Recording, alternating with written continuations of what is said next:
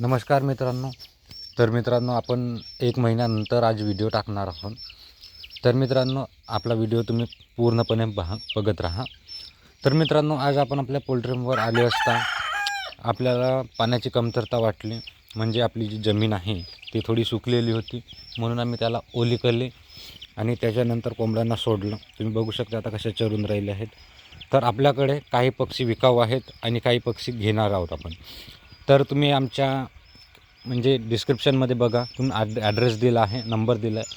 कोणाला जरी कोंबडी किंवा कोंबडा सेल करायचं असेल तर तुम्ही आम्हाला कमेंटमध्ये कळवू शकता किंवा तुम्ही आपल्याला व्हॉट्सअपवर मेसेज पण करू शकता.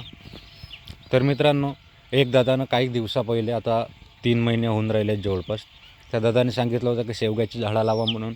आपण लावले होते, त्यांची वाढ होऊन नाही राहिली आहे आणि इथं आपल्याला झाडे पण लावायचे आहेत. तर तुम्ही आपल्याला कमेंटमध्ये सजेस्ट करू शकता की आपण कोणते झाडे लावले पाहिजेत म्हणून.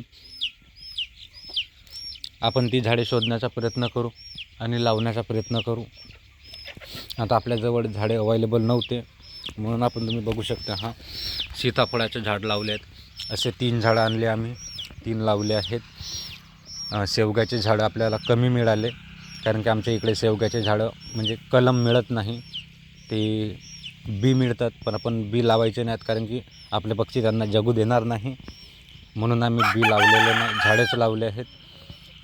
तर तुम्हाला कोणते झाडे लावायचे वाटते ते तुम्ही आम्हाला कमेंटमध्ये कळवा.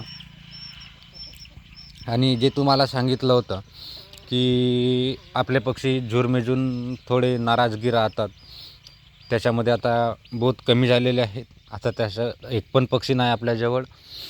तर एक पेंदाम दादा म्हणून आहेत, त्यांनी आपला ॲड्रेस चंद्रपूर सांगितला आहे. त्यांनी आपल्याला एक औषध सांगितलं होतं, ती आम्ही दिली. त्याच्यामुळे आता थोडा कमी वाटून राहिले आहेत. अतिशय त्यांनी म्हणजे सुखरूप आणि साधी औषध सांगितली. ती कोणती औषध आहे तुम्ही ते कमेंटमध्ये विचारा, आम्ही कमेंटमध्ये सांगू. तर मित्रांनो, आता तुम्हाला डेली मिळतील आपले व्हिडिओ.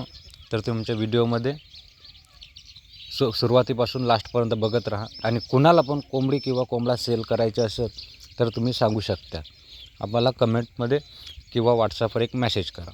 तर धन्यवाद मित्रांनो.